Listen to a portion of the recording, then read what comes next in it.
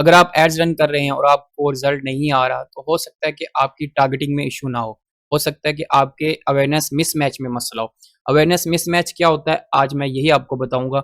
बहुत से लोग बिगिनर लेवल पे ये मिस्टेक करते हैं, कि वो अपने अवेयरनेस लेवल को अंडरस्टैंड नहीं करते। आपका कस्टमर जो है ना किस लेवल पे है, किस अवेयरनेस लेवल पे है।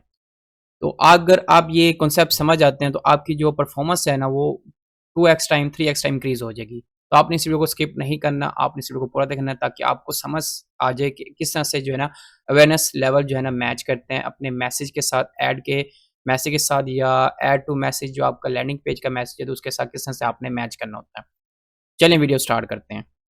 सबसे पहले आप ये अंडरस्टैंड करें कि आपके एड्स कन्वर्ट क्यों नहीं होते? आपको अवेयरनेस लेवल जो है ना क्यों ज़रूरी होता है? क्योंकि बहुत से ऐड जो है ना वो फ़ेल हो जाते हैं क्योंकि उनका अवेयरनेस जो है ना वो मिसमैच होता है। जैसा अभी मैंने आपको बताया कि अगर एक कस्टमर है वो उसको नहीं पता कि उसको कोई मसला भी है और उसको आपका प्रोडक्ट चाहिए या नहीं चाहिए, उसको पता ही नहीं है, लेकिन आप उसको पिच कर रहे हैं कि आप जो है ना मेरा प्रोडक्ट ले लें। आप उसको बाय नाउ इमीडिएटली उसको सेल करने की कोशिश करते हैं। सेल नाउ ई-कॉमर्स की अगर बात की जाए तो आप उसको अर्जेंसी क्रिएट करते हैं उसके सामने कि आप अभी लें वरना जो है ना ऑफर एंड हो जाएगी। इस तरह के एड्स बना के आप जो है ना मार्केट में चला देते हो। लेकिन क्योंकि आपको पता नहीं है कि काफ़ी तरह के जो है ना अवेयरनेस लेवल होते हैं। तो आपको किस कस्टमर के साथ कौन-सा जो है ना वो मैसेज दिखाना है, तो ये आपको अवेयरनेस लेवल से ही पता चलता है। अब इसमें क्या होता है कि अगर आप एड्स कन्वर्ट नहीं हो रहे, तो इसमें सबसे मेन रीज़न ये होता है कि आपकी अवेयरनेस मिसमैच होता है। आपका बिज़नेस जो है ना आप बहुत जल्दी उसको सेल करने की कोशिश कर रहे होते हैं।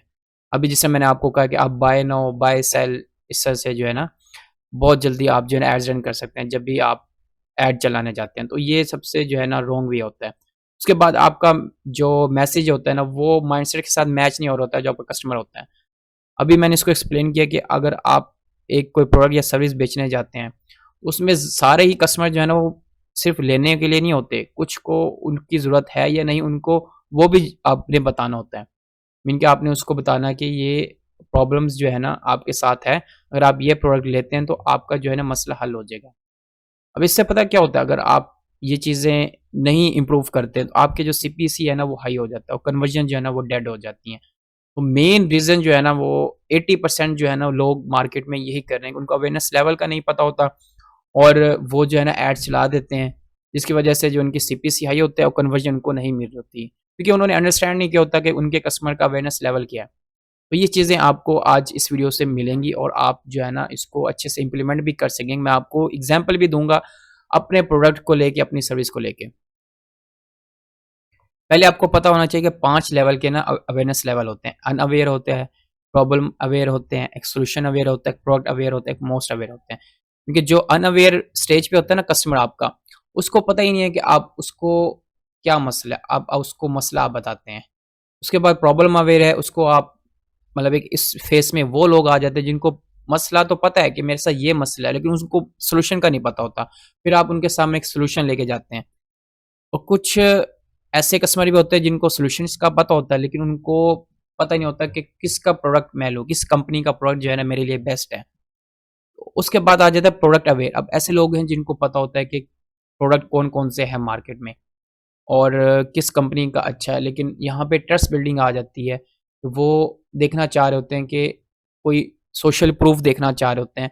उसके बाद जो है ना वो आप पे ट्रस्ट कर लेते हैं और वो आपसे सर्विस या प्रोडक्ट ले लेते हैं।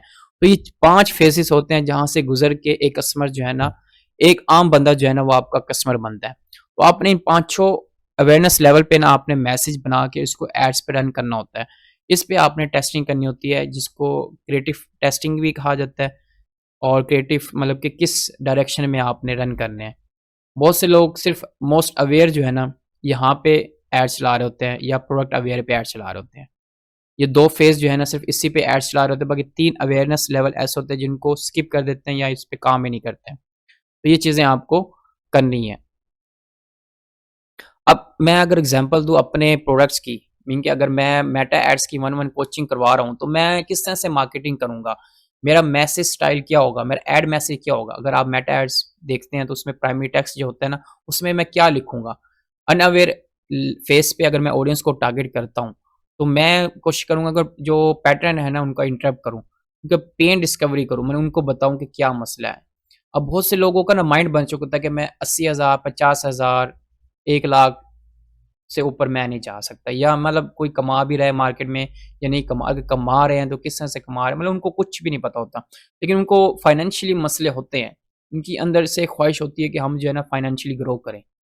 तो इस तरह के माइंडसेट के लोगों को मैं जो है ना अगर टारगेट करना चाहूँगा, तो मैं क्या मैसेज बनाऊँगा पहले अनअवेयर पे, कि पाकिस्तान में डिग्री के बाद भी लोग 40 से 50 के सैलरी पे अटके हुए हैं। लेकिन कुछ लोग लैपटॉप से 2 से 3 लाख कमा रहे हैं, डिफरेंट टैलेंट का नहीं है, स्किल का है।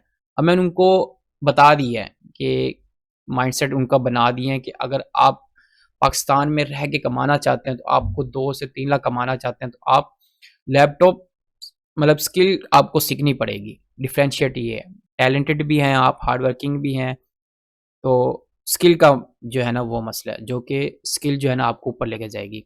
यहाँ पे मैंने उनको एक एजुकेट किया है।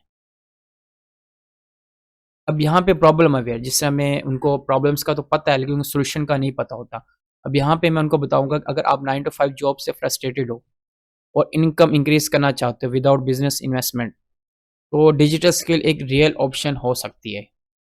इनकी उनको पहले मैंने बताया कि लोग किस तरह से जो है ना 4-5 लाख कमा रहे हैं, तो आप भी वो कर सकते हैं। तो उसके बाद जो है ना अब बहुत से लोग सोचते हैं कि हम भी कर सकते हैं, तो उनको इन्वेस्टमेंट ज़्यादा चाहिए होगी। तो अब मैंने उनको बताया कि इन्वेस्टमेंट नहीं चाहिए होती। मतलब उनको अगर एक स्टेज पे पहुँचना है, उनकी प्रॉब्लम्स क्या होती है, सबसे पहले लोगों के माइंड में क्या होता है कि मुझे इन्वेस्टमेंट चाहिए। तो इसी को लोग प्रॉब्लम्स बना के बैठ जाते हैं, जिसकी वजह से वो नेक्स्ट स्टेप नहीं लेते। तो यहाँ पे मैंने उनको कहा कि अगर आप जाना चाहते हैं एक अपनी मतलब 9 टू 5 जॉब से निकलना चाहते हैं, एस्केप लेना चाहते हैं, या आप लैपटॉप से 3 से 5 लाख कमाना चाहते हैं, तो आपको डिजिटल स्किल्स जो है ना एक बेस्ट ऑप्शन है। मतलब कोई आपको एक स्किल, ऑनलाइन स्किल आपको सीखनी होगी। उसके बाद सॉल्यूशन अवेयर है, जिन ऐसे इसमें ऐसे लोग आ जाते हैं जिनके पास सॉल्यूशंस को जिनको पता होता है, लेकिन उनको नेक्स्ट स्टेप पे क्या करना है, तो वो मैं यहाँ पे आपको गाइड करूँगा। अब डिजिटल मार्केटिंग ब्रॉड है, अब उनको पता चल गया पिछले स्टेज में कि उनको डिजिटल स्किल्स चाहिए। तो उसमें मैंने ऐड बनाया होगा कि डिजिटल मार्केटिंग, मतलब एजुकेट किया होगा, डिजिटल मार्केटिंग जो है ना उससे लोग इतना कमा रहे हैं। तो यहाँ पे मैं उसको बता के डिजिटल मार्केटिंग एक ब्रॉड, अब उनको स्पेसिफिक लेके जा रहा हूँ मैं। लेकिन मेटा एड्स एक हाई डिमांड स्किल है जो कि बिज़नेस हर महीने पे करते हैं। प्रॉब्लम ये नहीं कि लोग सिर्फ़ यूट्यूब ट्यूटोरियल्स देखते हैं, इम्प्लीमेंटेशन ज़ीरो है। मतलब लोग सीख भी लेते हैं लेकिन उनको इम्प्लीमेंट नहीं करते, जिसकी वजह से जो वो नेक्स्ट स्टेप पे नहीं जा सकते। अब यहाँ से स्टार्ट होता है आपका असल प्रोडक्ट के बारे में, आपकी सर्विस के बारे में अवेयर करना लोगों को। अब प्रोडक्ट अवेयर क्या है कि उसमें आपने लोगों को पता है कि आपके पास प्रोडक्ट है, लेकिन उनको ट्रस्ट नहीं आ रहा होता कि आपका प्रोडक्ट जो है ना वाक़ई में उनकी हेल्प कर सकता है, उनकी सैलरी इंक्रीज़ करने में या उनको 9 टू 5 तक स्केप करने में। तो लास्ट 6 मंथ में मेरे स्टूडेंट्स ने फर्स्ट क्लाइंट से 30 से 60 डेज़ में एक सिक्योर किया उसको। मैंने एक क्लाइंट को सिक्योर किया 6 मंथ के लिए। तो ये जो 1-1 प्रोग्राम है, ये रिकॉर्डेड लेक्चर्स नहीं है, डायरेक्ट मेंटरशिप है, रियल कैम्पेन्स है, रियल फीडबैक है। तो उसको मैंने बेनिफिट बता दिया अपने प्रोडक्ट्स का, और मैंने साथ में उसको सोशल प्रूफ भी बता दिया कि लास्ट 6 मंथ में मेरे स्टूडेंट ने एक क्लाइंट से 30 से 60 डेज़ में उसको स्कोर किया है।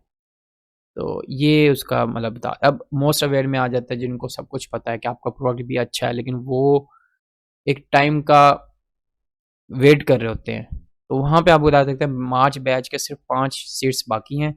एप्लीकेशन क्लोज़ हो जाएँगी संडे 11:59 पे, अगर सीरियस हो अप्लाई नाउ। अब यहाँ पे जो है ना मैंने उसको ब्लॉकेज कर दी है, मतलब इसके आगे वो ना ही सोचे। उसको मैंने बता दिया कि हमारा बैच कब रिलीज़ होने वाला है, कब जो है ना किस टाइम पे क्लोज़ हो जाएगा। तो यहाँ पे अर्जेंसी और मैंने स्कैर्सिटी जो है ना वो मैंने यहाँ पे ऐड की है। तो ये मोस्ट अवेयरनेस है। अब इसके बाद जो है ना कोई अवेयरनेस लेवल नहीं आता।